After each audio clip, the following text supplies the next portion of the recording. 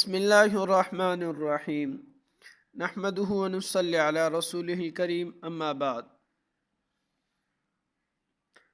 آج ہمارا موضوع ہے 3 مشکلات کے 3 قرآنی حل۔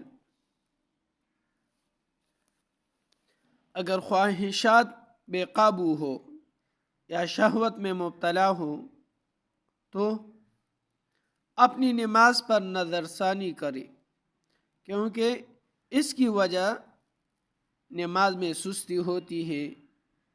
اللہ تعالیٰ فرماتا ہے فَخَلَفَ مِن بَعْدِهِمْ خَلْفٌ أَضَاعُوا الصَّلَاةَ وَاتَّبَعُوا الشَّهَوَاتِ، سورہ مریم آیت نمبر 59۔ ترجمہ: پھر ان نیک لوگوں کے بعد ایسے نااہل لوگ آئے جنہوں نے نماز برباد کر دی اور خواہشات کی اتباع کر لی۔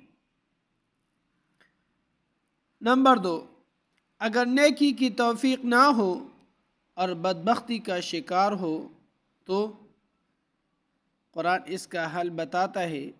اپنی والدہ محترمہ کے ساتھ تعلق ٹھیک نہیں ہے، لہذا اس تعلق کو مضبوط کرو، سورہ مریم آیت نمبر 32۔ وَبَرًّا بِوَالِدَتِي وَلَمْ يَجْعَلْنِي جَبَّارًا شَقِيًّا، ترجمہ یہ، اور مجھے اپنی والدہ کے ساتھ حسن سلوک کرنے والا بنایا اور ظالم اور بدبخت نہیں بنایا۔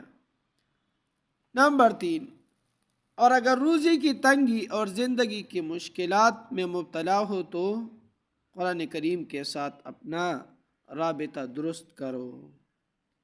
قرآن کریم اللہ رب العزت فرماتا ہے وَمَنْ أَعْرَضَ عَنْ ذِكْرِي فَإِنَّ لَهُ مَعِيشَةً ضَنْكًا، سورہ طٰہٰ آیت نمبر 124۔ ترجمہ: اور جو میرے ذکر قرآن و سنت سے اعراض کرے گا اس کے لیے زندگانی تنگ ہوگی۔